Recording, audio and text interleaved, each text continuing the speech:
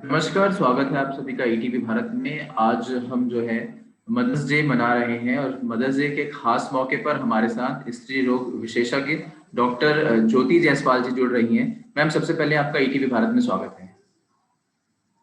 धन्यवाद।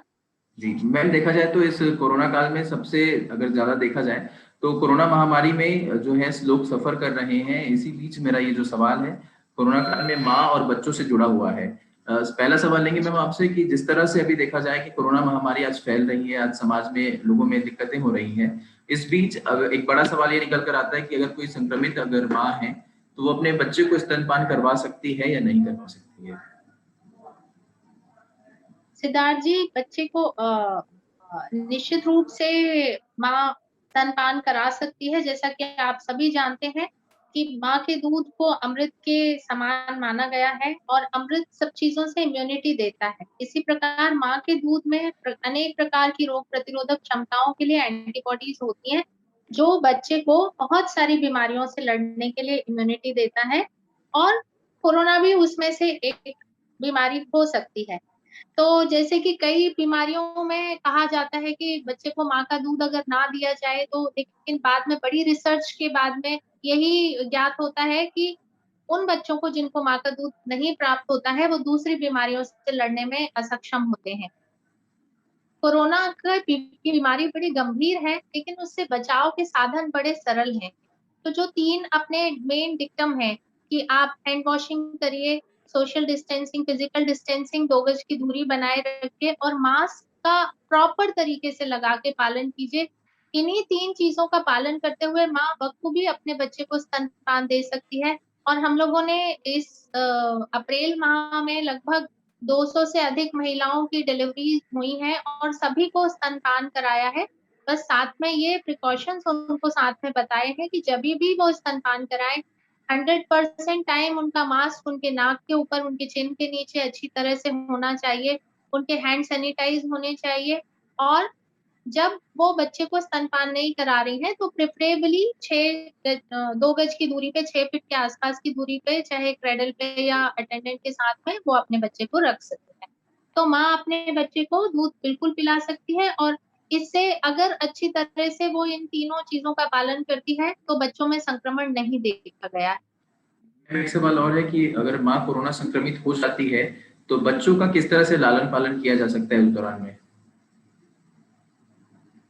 माँ ज़्यादातर कोरोना संक्रमित अगर हैं भी, तो हम सभी जानते हैं कि 85% केसेस में जो है, वो ये बीमारी इतनी गंभीर नहीं होती कि माँ अपनी देखभाल ना कर सके या अपने साथ में अपने बच्चे को, अपने शिशु को स्तनपान वगैरह की मदद ना कर सके। केवल गंभीर रोग ही जहाँ पर 15% केसेस हैं, जहाँ पर लोगों को ऑक्सीजन वगैरह के सपोर्ट की ज़रूरत है, तो उस दौरान भी वो बीच में अपने बच्चे को फीडिंग करा सकती हैं और जो 5% लोग हैं जो काफ़ी सीरियस कंडीशन में अगर पहुँच चुके होते हैं, उन कंडीशन में फिर फ़ॉर्मूला फीड वगैरह की मदद लेके अटेंडेंट की मदद से हम बच्चे की का लालन-पालन कर सकते हैं, जैसे किसी भी अन्य गंभीर बीमारी के साथ में किया जाता है।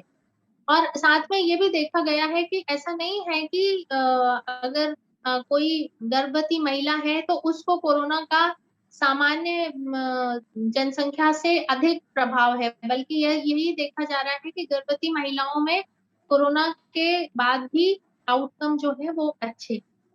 जी। मैम, एक सवाल और है कि जिस तरह से इस दौरान माँ को किस तरह अगर संक्रमित है तो उन्हें कैसे अपना ख़्याल रखना चाहिए? क्या सावधानियाँ रखनी चाहिए? सावधानियाँ रखने के लिए 3-4 में मुख्य चीज़ें हैं कि इस बीमारी के दौरान में अपने आप को पर्याप्त हाइड्रेशन को मेंटेन करना चाहिए, पानी की शरीर में कमी नहीं होनी चाहिए, अपने पोषण का ठीक तरीके से ध्यान देना चाहिए और डीप ब्रीथिंग एक्सरसाइज़ेज़ हमेशा सूदिंग होती हैं, अदरवाइज़ भी और इस समय के लिए भी कि जब जब आपके फेफड़ों को अलग से ऑक्सीजन की ज़रूरत है, तो उस समय भी आप बीच-बीच में डीप ब्रीथिंग की एक्सरसाइज़ेज़ वगैरह कर सकते हैं। तो इस प्रकार की जो सामान्य दिनचर्या के साथ में अपना कोई अलग से विशेष रूप से ध्यान रखने की बात नहीं है। जैसे अन्य कोरोना मरीज़ अपना ध्यान दे रहे हैं, उसी प्रकार से गर्भवती माताओं को भी अपना ध्यान देना है या स्तनपान देने वाली माताओं को भी अपना ध्यान देना है। स्तनपान वाली माताओं के शरीर में पानी की कमी जो है वो स्तनपान की मात्रा को भी कम करती है। तो उनको विशेष रूप से ध्यान देना होगा कि उनके शरीर में पानी और पोषण की कमी किसी तरह ना हो, क्योंकि कई सारे मरीज में बहुत ज़्यादा वीकनेस या परेशानी सिर्फ इसलिए हो रही है कि खाने-पीने की इच्छा नहीं है और उन्होंने खाना-पीना कम कर दिया है। तो उस स्थिति में उनके शरीर में ग्लूकोज़ की और पानी की कमी से, डिहाइड्रेशन से अन्य व्यवधान पैदा होते हैं। मैम, प्रेगनेंसी का समय एक देखा जाए तो बहुत ही क्रिटिकल समय होता है, बहुत केयर की आवश्यकता होती है।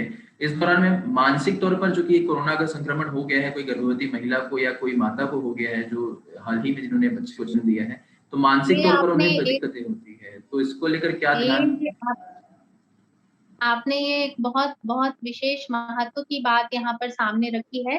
कोरोना काल में न सिर्फ गर्भवती महिलाओं बल्कि सभी मरीजों की मानसिक स्थिति पर काफ़ी ज़्यादा स्ट्रेस, आघात पहुँच रहा है और लोग दिन-रात उसी के बारे में सोचते हैं। लेकिन मैं यहाँ पर कहना चाहूँगी कि माताएँ आश्वस्त रहें, क्योंकि बच्चों और माताओं पर इसका बहुत ज़्यादा गहरा प्रभाव देखने के लिए नहीं मिल रहा है। जैसे कि दूसरी कोमॉर्बिडिटीज़ के साथ वाले मरीज़ों के साथ में परेशानियाँ ज़्यादा आ रही हैं, ऐसी स्थितियाँ जो हैं वो प्रेगनेंसी के साथ में नहीं हो रही हैं।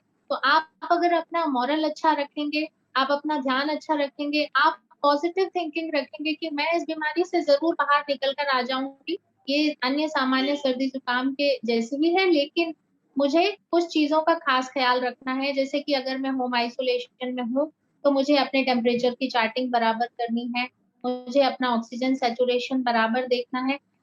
अगर मुझे किसी प्रकार की परेशानी समझ में आती है, मेरा बुखार 2 दिन हो गए, 3 दिन हो गए, नहीं उतर रहा है, तो मुझे तुरंत अस्पताल से कॉन्टैक्ट करके अपने लिए हेल्प को ऑर्गेनाइज़ करना है।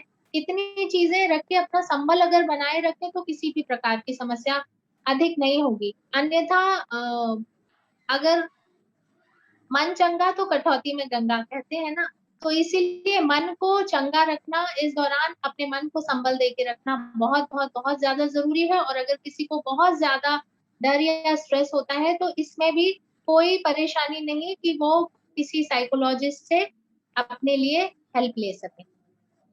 बहुत-बहुत धन्यवाद मैम हमारे साथ जुड़ने के लिए और जिस तरह से मैम ने बताया कि गर्भवती महिलाएँ अगर हैं तो वो उन्हें भी अच्छा अपना ध्यान रखना चाहिए। साथ पर देखा जाए तो जो स्तनपान कराने वाली माताएँ हैं, उन्हें भी जो गाइडलाइन बताई गई है, जिस तरह से मैम ने बताया है, उन सभी चीज़ों का ध्यान रखते हुए जो है स्तनपान बच्चों को कराना चाहिए। धन्यवाद।